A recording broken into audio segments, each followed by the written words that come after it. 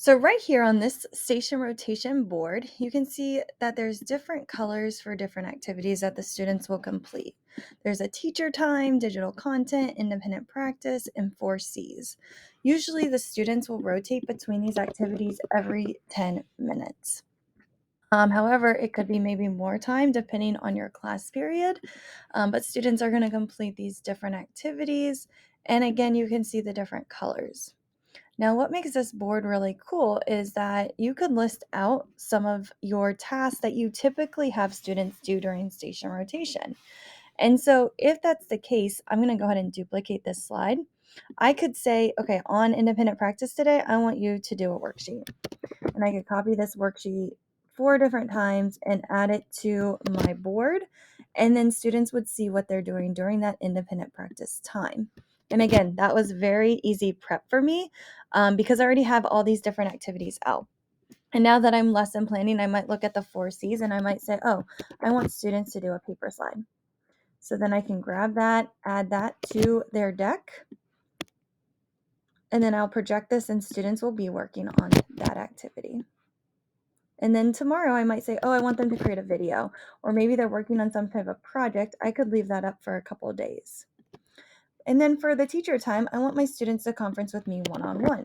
And so when they get to that group, I will call them up, is what this little card means. And then we'll conference and I'll give them feedback on whatever activity they're working on.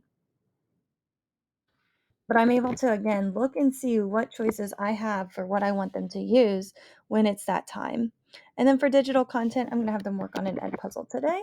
So again, I just have to copy and paste it. I could rewrite whatever I wanted to in that box, but I just love having this bank of ideas of different activities my students can do. So that way I'm able to kind of change things up a little bit. Also, what's really nice about this board is that students can master different things. So I might do a mini lesson on how to do something, and then I can add that activity right onto the board as my students have more knowledge in their bank. So, for example, maybe I play a bullseye game with my students, and then they learn all the expectations, they learn all the standard operating procedures.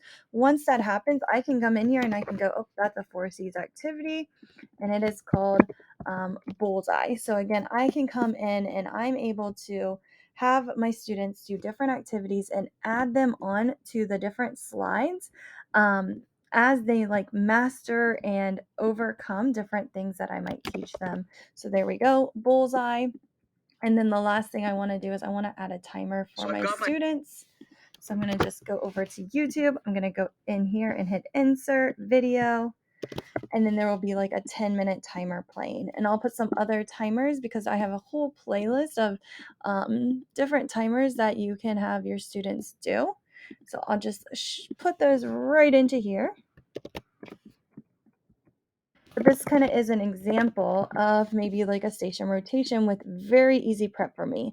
Again, as my students masters different concepts or games, I can add them onto my board, and then I can go in here and I can go, oh, we haven't done this game in a while. Let me add that over here. Or I can kind of look and see what might need to be completed with my students. So yeah, I can't wait to see what activities you think to add to your station rotation mix.